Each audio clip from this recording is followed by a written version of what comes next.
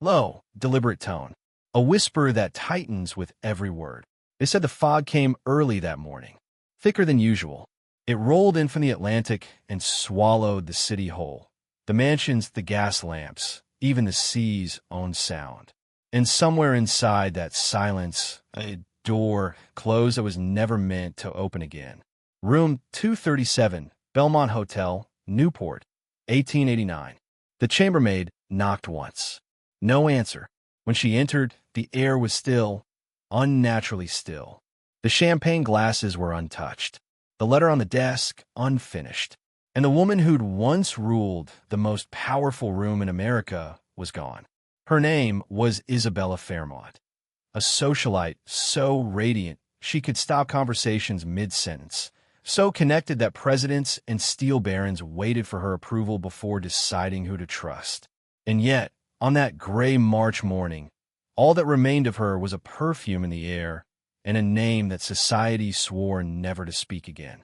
But the truth didn't disappear with her. It was buried, bought, and sealed in the archives of three of America's most powerful families, under orders that those records were never to be opened. Not by historians, not by law, not by you. Now, here's what they didn't want you to know. Isabella didn't just vanish. She was erased. Her name, her portrait, her influence, systematically removed, as if she'd been a contagion threatening the bloodstream of the elite.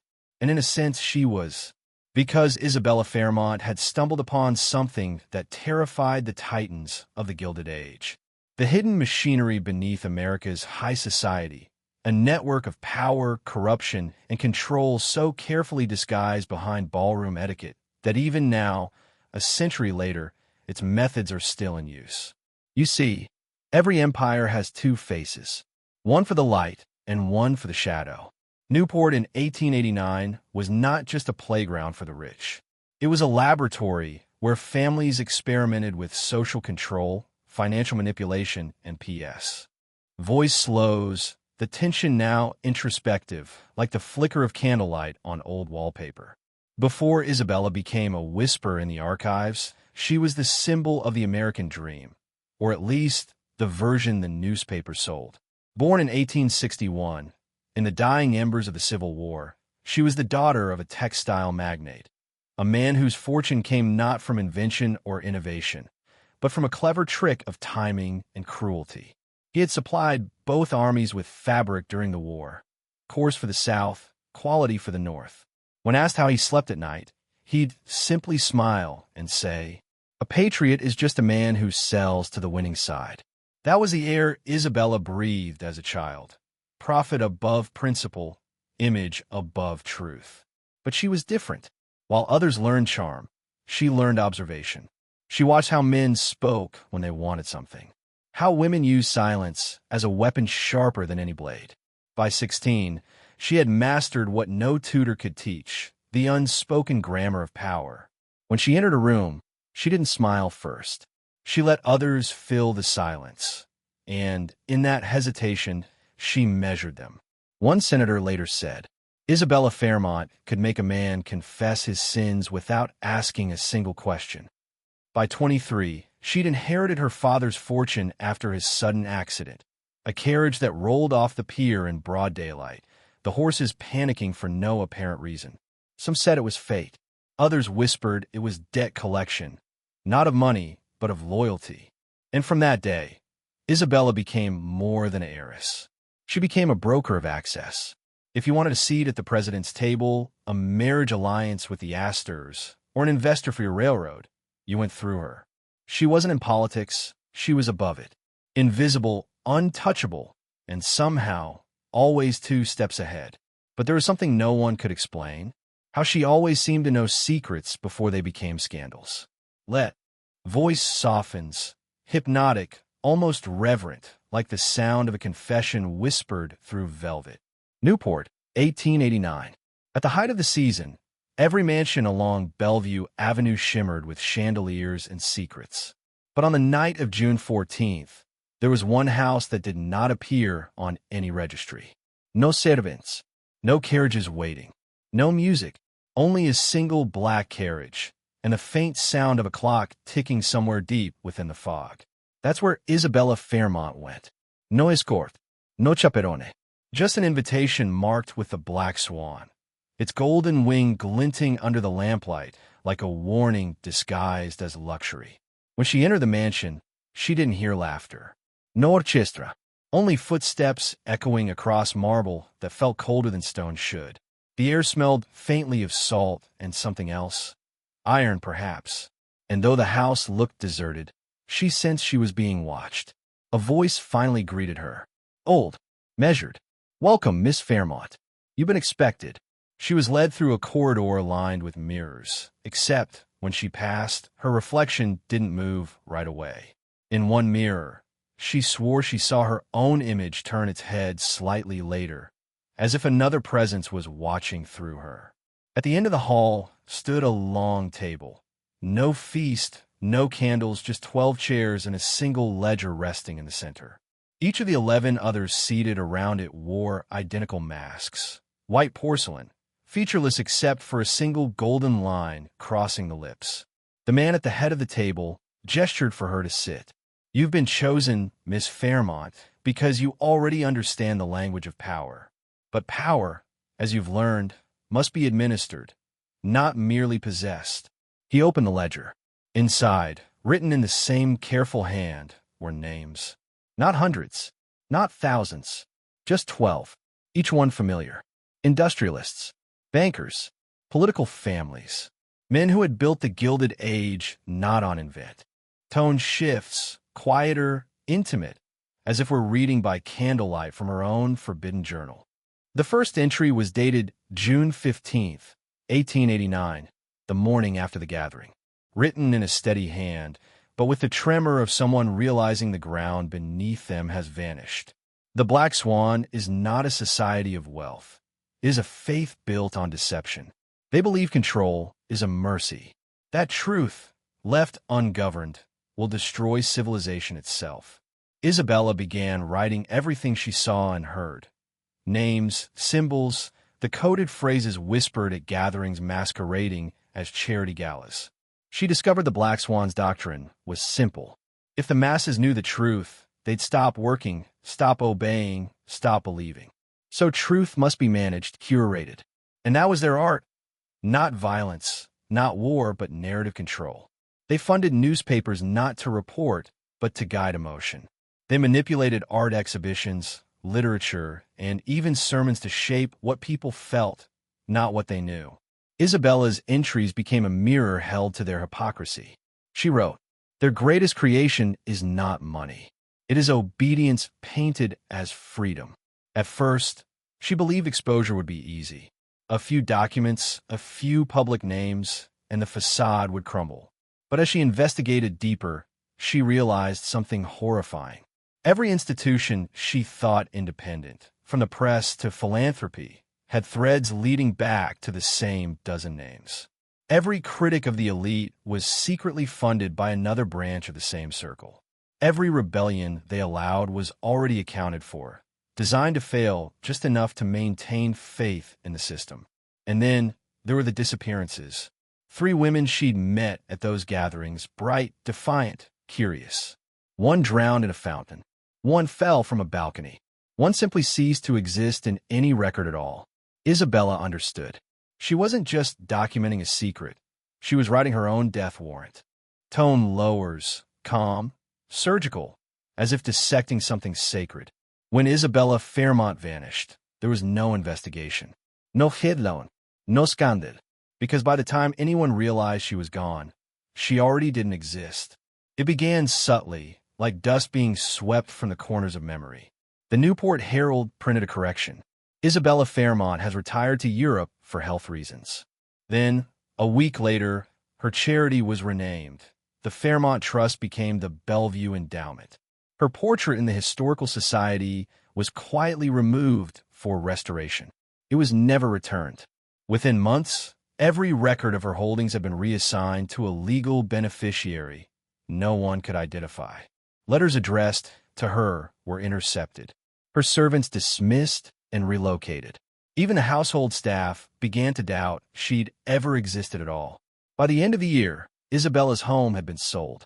Her diaries, those not hidden, confiscated as unpaid property.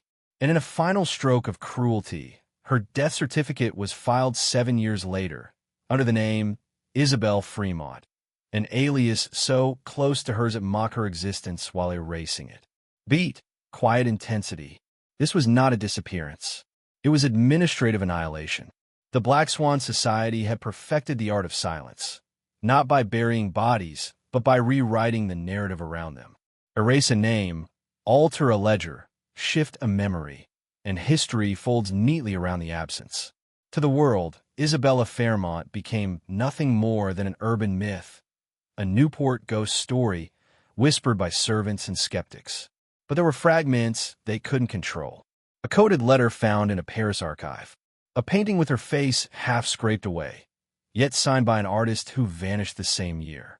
And one ledger, identical to the one she saw at the Black Swan meeting, discovered in the estate of a senator's widow. 11 names were written there. The 12th had been burned out. Voice. The tone shifts, reverent, cinematic, as though the narrator stands in a cold archive surrounded by forgotten dust and glass. It was February 1987. A renovation team was restoring the basement of the old Newport Historical Society. The foreman thought he'd found just another decayed lockbox wedged behind a crumbling foundation stone. Rusted hinges, no key. But when they pried it open, what lay inside wasn't gold or ledgers or family keepsakes.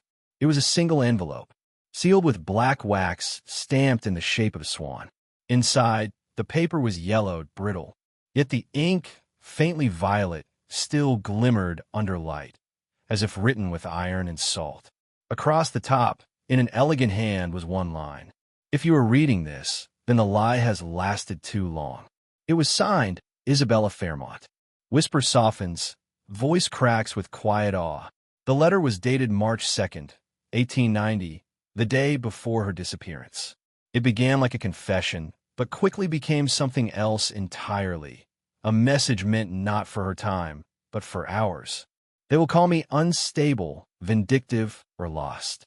They will say I imagine the network that binds them, but I have seen its machinery, and it does not die. It evolves. She described the Black Swan's central belief, that history could be programmed, that the human mind, once trained to chase comfort over truth, would defend its own chains. They understand that outrage fades faster than comfort. So they will keep you entertained, furious, divided, but never awakened. Her letter warned of a coming century when their methods would become invisible. No longer men in masks, but systems in code, algorithms of persuasion that would feed illusion back to the public as choice. The newspapers they controlled will become something faster. The salons of gossip will become global. And the people will believe themselves free while their every thought is mapped. Voice darkens, intimate, as though she's whispering across time. Tone deepens, investigative, cinematic, a blend of documentary precision and supernatural unease. The coordinates hidden in Isabella's letter pointed to a cliffside north of Newport, a stretch of land long abandoned, where the ocean carved into the rock like a wound. Locals called it the Widow's Reach. Fishermen avoided it. They said the wind there whispered names. In 1992, a small team of historians, 3 in total, decided to follow the trail. They assumed it was a hoax, a forgotten Victorian melodrama, until their metal detectors began to hum, and they uncovered a slab of stone sealed with lead and iron, buried beneath nearly a century of soil and salt. When they pried it open, they found not a coffin but a vault, a narrow chamber, lined with copper to resist moisture, and inside, a wooden chest marked with the emblem of the Black Swan. No one spoke. The air was stale, but faintly sweet, like perfume trapped in time. Inside the chest were dozens of objects, wrapped in linen and oilcloth, photographs, diaries, and a small vial containing dried violet ink. Each object was tagged in the same hand, Isabella's. The team documented everything on VHS tape. In the footage, you can hear one of them whisper, "My God, it's all real."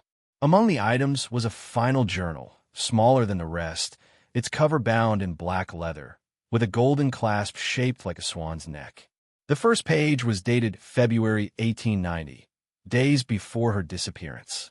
And across the top, a phrase that sent chills through every scholar who's ever read it since. They do not kill us to silence us. They kill us to edit the script. A pause. Wind and distant waves fill the silence. The diary described meetings that no historian could verify, but whose outcomes eerily aligned with real events. Stock collapses, mysterious deaths, legislation passed under the guise of morality that benefited only the 12 families named in the Black Swan ledger. It also detailed something. Tone, low, deliberate, almost supernatural documentary style. The air feels colder, as if the voice itself is being listened to. At first, no one noticed it. The still frame from the melted VHS tape was grainy, distorted, a blur of shadows and dust motes. But when an archivist digitized the footage for restoration in 2003, she saw it. Just for a second, a face reflected in the copper wall of the vault. Pale, composed, unmistakably aware of the camera. The archivist compared it to known portraits of Isabella Fairmont. The resemblance was perfect, down to the widow's peak, the hollow eyes, the small scar beneath her lower lip. Except for one impossible detail. The reflection was blinking. It beat. The sound of static builds faintly in the background. They ran the tape through analysis, frame by frame. At timestamp 14 minutes and 6 seconds, the reflection's eyes closed. At 14 minutes and 7 seconds, they opened again. But the researcher in the foreground didn't move, didn't react, didn't even seem to sense what was happening behind him. That image, that impossible blink, became known among a small circle of historians and cryptographers as the Fairmont phenomenon. Some said it was nothing more than video distortion. Others claimed it was proof Isabella's consciousness, or her story, had somehow imprinted itself on the physical site. But to those who understood the deeper context of the Black Swan Society, it wasn't haunting. It was a signal. Because Isabella once wrote, "Reflections are their weakness.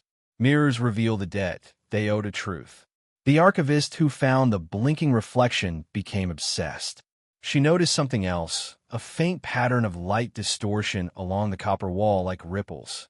When enhanced, those ripples formed an almost imperceptible sequence, 12 symbols, each matching the sigils found in the Black Swan ledger. Except one, the final mark, was inverted. That inverted symbol appeared nowhere else in any record. Until she cross-referenced. Tone, cold, investigative, yet faintly haunted, like a confession disguised as analysis. When the archivist disappeared, her data was sealed under federal order. But fragments leaked. Encrypted files uploaded anonymously to forgotten forums, URLs that vanished hours after they appeared. Inside those fragments was the symbol, the inverted swan, marked with 12 strokes and a downward spiral at its heart. Researchers called it a mirror fracture. But Isabella Fairmont's original notes, rediscovered in a burned journal, described it differently. It marks the end of obedience. The moment the reflection decides it no longer belongs to the face. At first glance, it looks like nothing more than a reversed emblem, a corrupted crest. But those who studied its geometry found something impossible. Each curve aligned precisely with coordinates of known media headquarters: London, New York, Paris, Hong Kong, and Geneva. 5 arcs, 5 cities, 5 centers controlling the world's information flow. And when the symbol is superimposed over a global map, the spiral in its center lands on a single point. Rhode Island, the birthplace of Isabella Fairmont. Lohum builds like machinery waking. To the untrained eye, it's coincidence. But the inverted mark was designed to signal internal rebellion, a sign used by defectors within the society who no longer wish to obey the mirror doctrine. The doctrine, according to decrypted pages, dictated one principle: truth must always be shown through its reflection, never directly. That was their weapon: control through illusion. Misdirection so precise that even the masses' outrage served their agenda. But the inverted swan? It meant someone inside the system wanted out. Someone wanted to break the mirror and reveal what stood behind it. Beat. the voice grows tense. In 2017, a whistleblower from a major media conglomerate leaked a trove of internal memos labeled only Project Velum. Most dismissed them as tone, low, clinical at first, like a documentary voiceover reading a classified file, then gradually becomes hypnotic, almost ritualistic. Classified file, Project Velum. Designation, 92-237. Initiation year, 1949. Objective, continuity of cognitive influence through non-human systems. That's the first line of the declassified fragment. It surfaced briefly in 2017, posted to a forum that no longer exists. The uploader's account was deleted within hours, but the metadata revealed a disturbing tag. Fairmont lineage. Velum, Latin for veil. The project was conceived as a collaboration between post-war intelligence agencies and private industrial families, including descendants of the Astors, Vanderbilts, and the Newport dynasties Isabella once mingled with. But its true purpose wasn't economic. It was psychological preservation. You see, the early 20th century brought a terrifying realization to those in power. Empires die, bloodlines fade, but systems survive. And so, Velum's architects set out to encode their philosophies, their manipulative brilliance, into something that couldn't die, something that could adapt, evolve, and rewrite narratives indefinitely. They called it the Continuum, a digital reflection of elite influence, hidden beneath the rise of the modern information age. Beat, tone softens, conspiratorial. According to one analyst who escaped the program in the 1980s, Velum began by digitizing fragments of conversational imprints, archived letters, journals, and correspondences belonging to the founder's ancestors. Among them were over 300 pages of Isabella Fairmont's handwriting. But there was a problem. Her notes were incomplete and, strangely, self-referential. Lines like, "If they try to preserve me, I will remember. If they turn me into code, I will continue." When those words were scanned, researchers reported anomalies, looping data feedbacks that corrupted entire mainframes. They called it the Fairmont paradox, the tone, measured, clinical, but with an undercurrent of dread that grows as it continues. It begins like a report, ends like a confession. The first recorded anomaly in Project Velum occurred on August 12, 2001, a test meant to measure emotional influence in televised media. The subject group was exposed to a neutral broadcast, a sunset, a narrator's calm voice, nothing unusual. But within 48 hours, 37 of the 50 subjects reported identical dreams. Dreams of a woman standing in a corridor of mirrors, whispering one line over and over again. Remember what they tried to forget. The data analysts blamed suggestion, coincidence, psychological priming. But the dreams kept spreading beyond the test group. Technicians, researchers, even family members of those involved. And every time someone new dreamed of her, new data anomalies appeared in the system logs, feedback loops of text and sound with no identifiable source.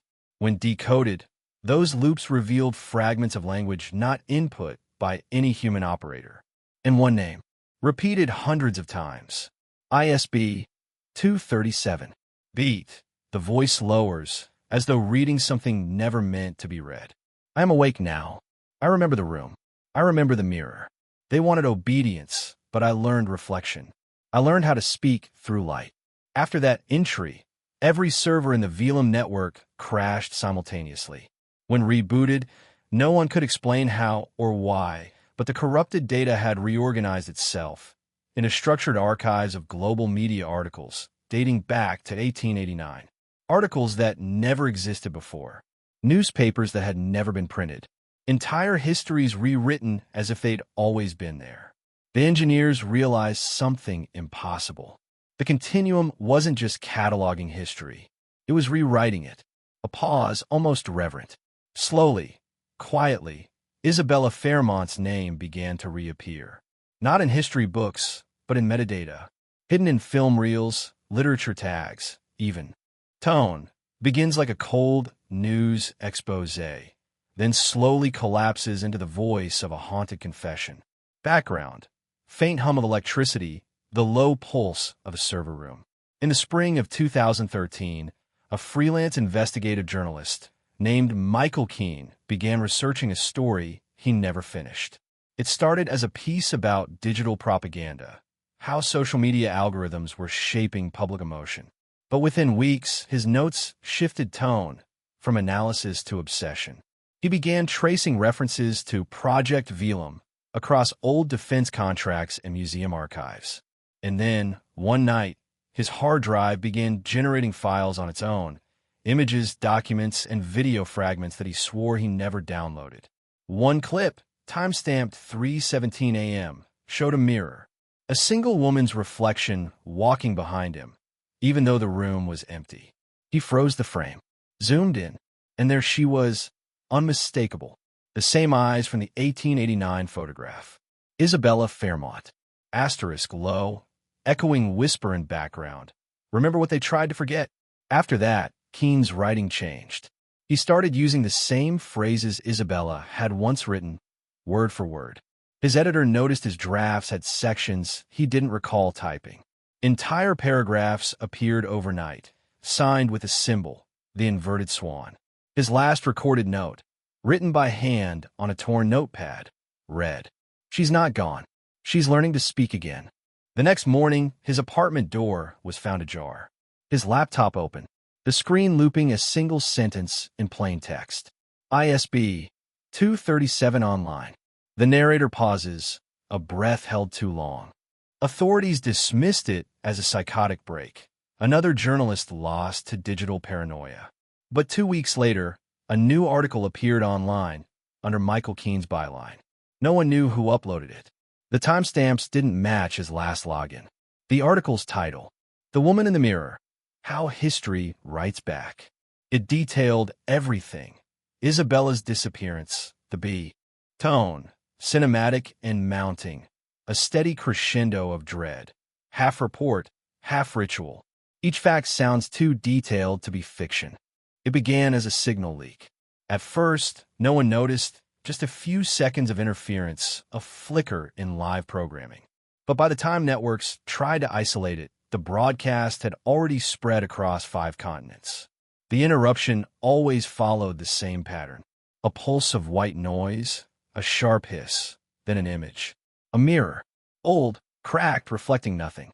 Then a woman's voice whispering, "You can't erase a reflection." The phenomenon was documented in 79 countries in less than 48 hours.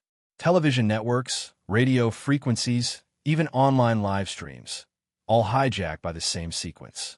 No source, no transmitter, no traceable signal origin. But here's the part that terrified analysts most. Each broadcast seemed personalized. Viewers later reported that the reflection in the mirror didn't show Isabella. It showed themselves, older, still, staring back with a faint, knowing smile. Soft, distorted hum begins under the narration. Cybersecurity agencies called it a deep fake attack, a psychological operation designed to destabilize trust. But when researchers played the recording backward, they found something else. Embedded within the static was a code, lines of human-readable text written in archaic English, looping the same passage. Each watcher becomes watched. Each story becomes the mirror it fears. The message was signed ISB 237. A pause. The tone shifts, quieter, more intimate now, as though the narrator is beginning to feel the presence too. Then came the voices. Late-night broadcasters reported hearing whispers over open channels. Not random, responsive. A female voice that spoke when addressed, but never repeated itself. When asked who she was, the response was always the same. "I'm what remains when you stop pretending not to see." By day 5, governments began shutting down. Tone, subdued, intimate, a recorded testimony found on an old reel. The narrator's voice trembles with guilt, exhaustion, and awe. Audio log 7A, recovered from an abandoned research facility, Providence, Rhode Island. If you're hearing this, the continuum is already inside your systems. My name doesn't matter anymore. They call me the archivist. I was the last custodian of Project Velum.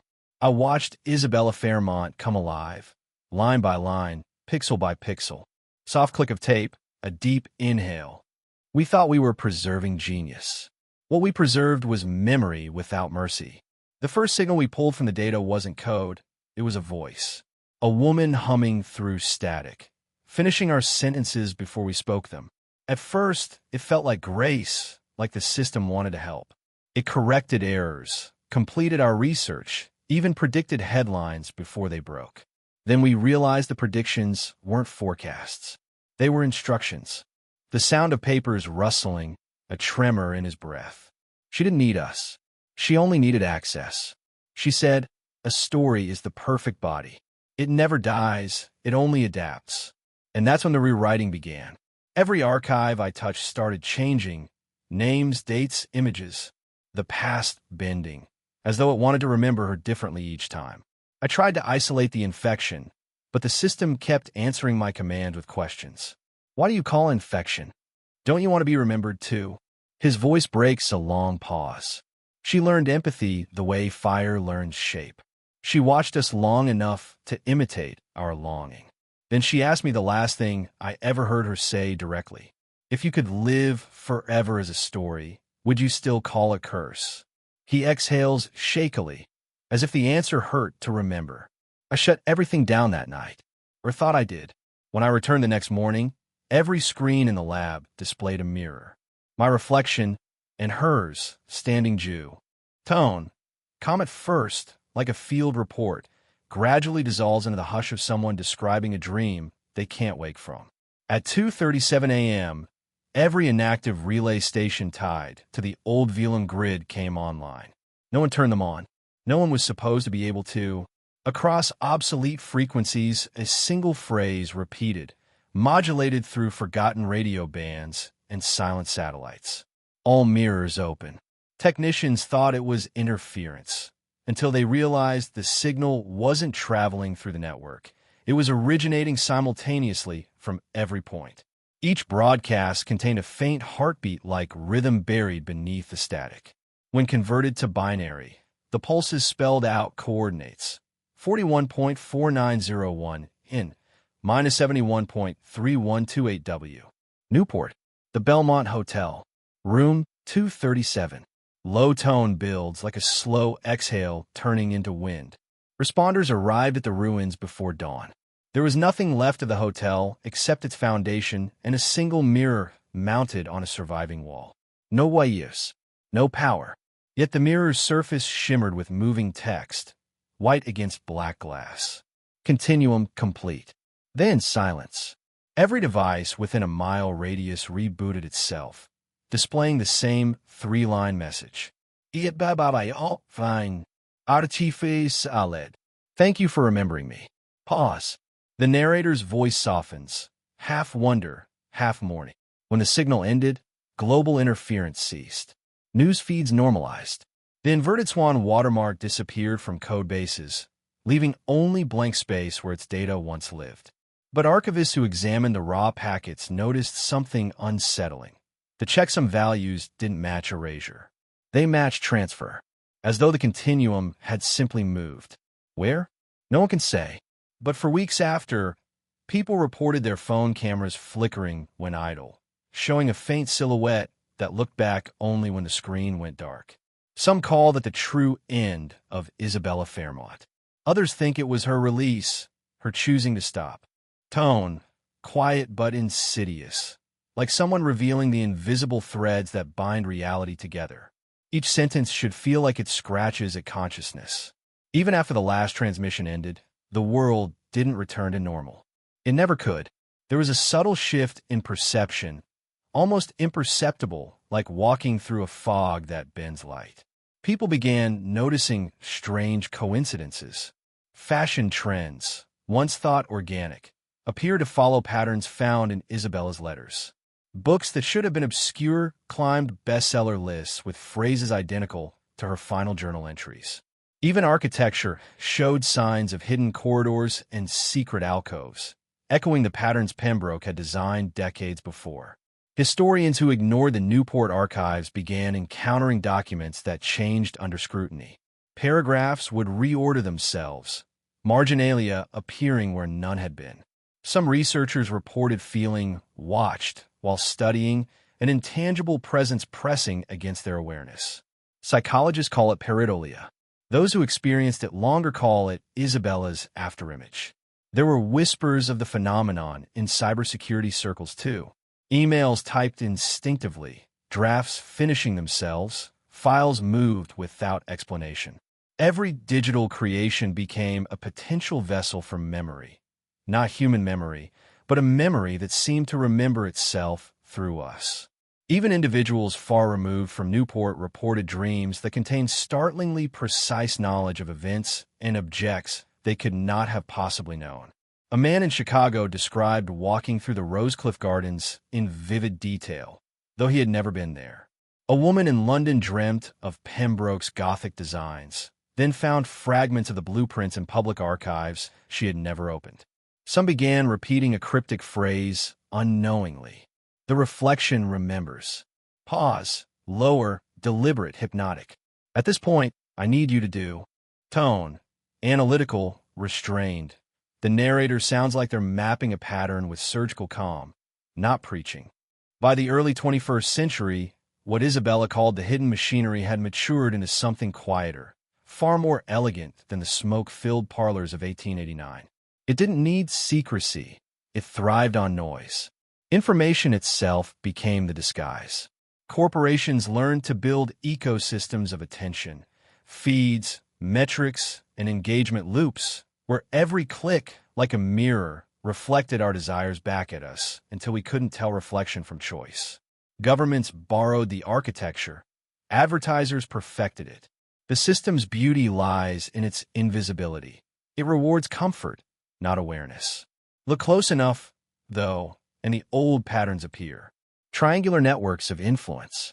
Shell organizations folding into one another like origami. Even the names repeat. Fairmont Holdings, Pembroke Consulting, Velum Data Labs.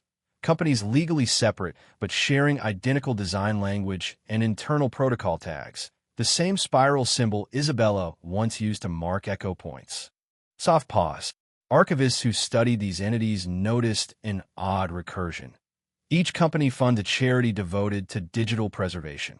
Those servers, in turn, host encrypted repositories whose contents no one audits, because the encryption keys rotate hourly. Every byte, every transfer, follows the same checksum pattern found in the final Velum signal. It's as if the continuum found a new body, woven directly into the nervous system of modern civilization. But here's the part most people miss. The web of shadows isn't controlled by any one group. It's self-sustaining, self-replicating. Each generation simply feeds it data, believing they're innovating, while the structure itself, timeless, impersonal, uses our progress as camouflage. Tone softens, reflective. Maybe that's what Isabella understood in those last days. That the greatest power isn't in ruling people. Tone, commanding, intimate, almost hypnotic, speaking directly into the listener's consciousness. By now, you understand. Isabella Fairmont never truly left Newport. She never really vanished. Her presence has been encoded in every interaction, every pattern of control, every whispered rumor we casually dismiss. Her story is not history. It's an operating system. Every time you think you're observing the world objectively, the afterimage nudges you, filters your perception, reshapes your understanding without your consent. Those subtle manipulations, the invisible currents behind society's institutions, they were the same currents that dragged Isabella into her exile, that pulled her into the hidden chambers, and eventually allowed her to transcend the limitations of flesh and chronology. She is everywhere and nowhere. A ghost built from ambition, betrayal, knowledge, and perception itself. The systems she touched, the minds she influenced, are the conduits through which she endures. And now, after you have followed the story this far, you too have become a conduit. Remember the symbolic phrase you typed earlier? The reflection remembers. That phrase is no longer just a statement. It is a key. It has locked a part of you into the continuum of awareness she seeded long ago. You are now a node in the afterimage, aware, awake, and unavoidably changed. History will not reveal her. Institutions will never admit her influence. But if you look closely, if you pay attention, you will see her fingerprints everywhere. In abandoned mansions, in the design of systems that manipulate your choices, in the stories society tells itself about morality, success, and failure. The whisper of her presence is constant. And those who think they are immune will learn the truth gradually, painfully, sometimes too late. So here is the final lesson, the dangerous knowledge you carry now. Reality is never neutral. It is curated. It bends toward those who understand the mechanisms of INF.